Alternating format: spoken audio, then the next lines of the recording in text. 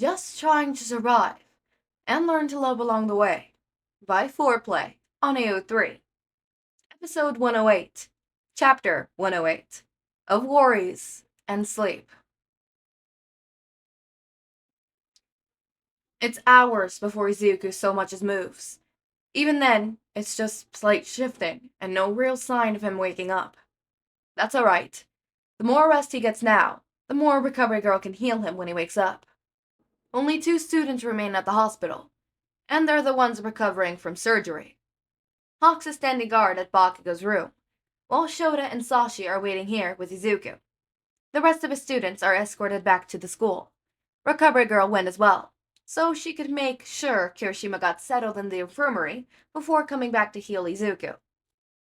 Shouta wants to get his other kids back to the school as soon as possible. He'll feel much safer with them recovering there. All he's waiting for is for Recovery Girl to do another healing session with both of the boys so that it's easier to move them. He wants them safe, not in pain because of the move. Dad? Shouta jerked from where he had been staring at the window. Hey baby, how do you feel? Sashi's voice could smooth anyone. Honey. Ah, that would be the drugs. The doctor put Izuku on a generous amount of painkillers.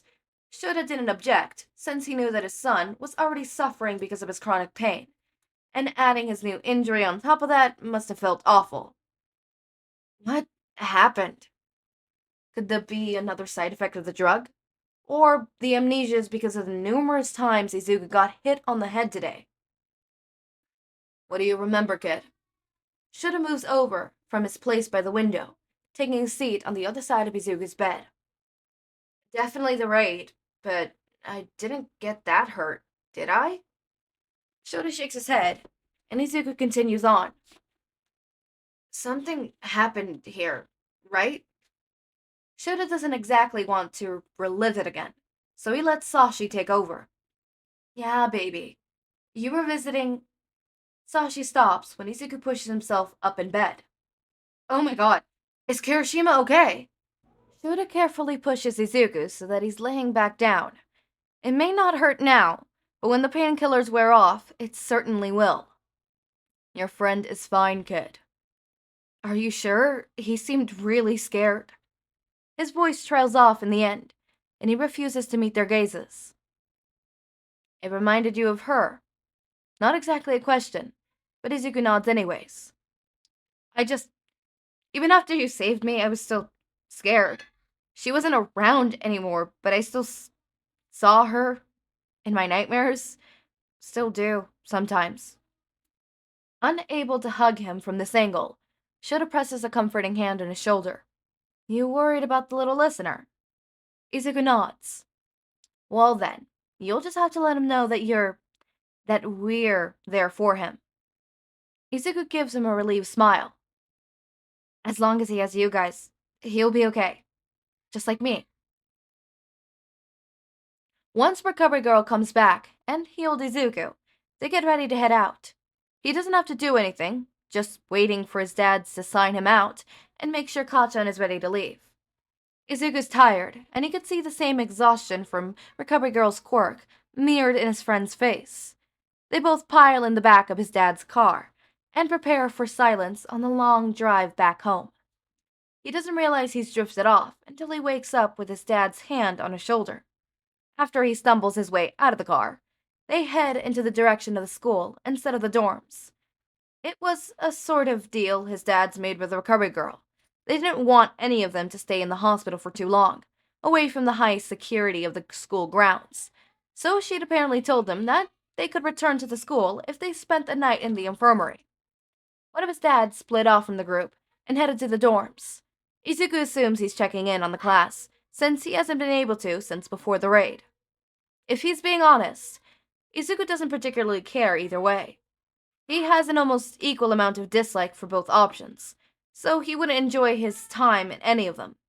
Sure, the infirmary doesn't have as many bad memories as the hospital does, and he'll be in the same room as his recovering friends, but it's still that medical environment that he dislikes. They reach the infirmary in no time, and find the lights dimmed.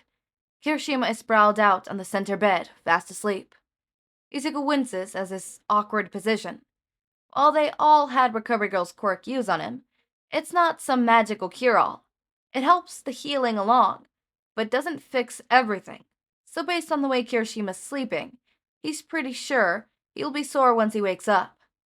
He takes the bed to his friend's right, closer to the door of the room. Izuku fully expects Kacchan to take the bed on the other side. Instead, he gingerly rearranges Kirishima's position and climbs into bed with him. Izuku shouldn't be surprised.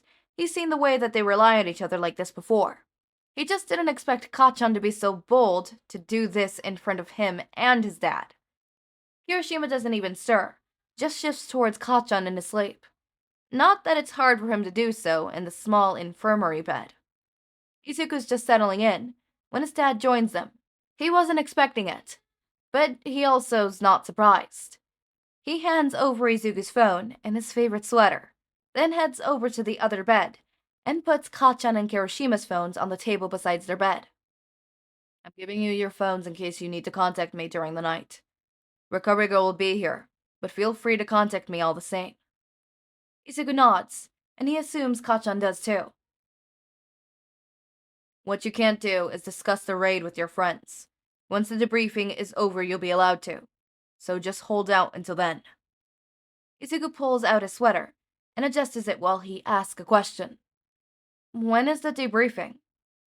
Tomorrow afternoon. It'll just be us and your classmates, and we'll do it here before you're discharged. They don't discuss much else before his dad's leave.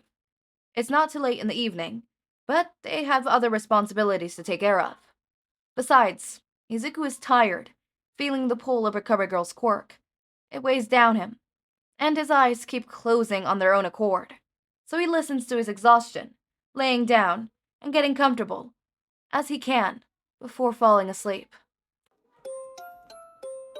Okay, alright.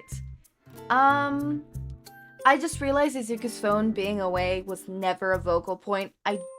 Was that a hoax? Was it what is it called? What is it called? I forgot what the device was called. A red herring? Was that a red herring? Oh, fucking bullshit. Okay, chapter 109 is called Of Threats and Loss. Shouta thinks he's ready for anything with this debriefing. This chapter has threats of violence and disfiguration as well as discussion of the raid. What is going on? What's gonna go wrong? Okay. No words. Nothing. Just a little bit scared and confused. Anyways, as always, my raindrops, make sure to eat, sleep, drink water, take your meds. Have a wonderful day or night. Link to my Discord server and socials are down in the description. Subscribe to see more of my content, and thank you so much for watching.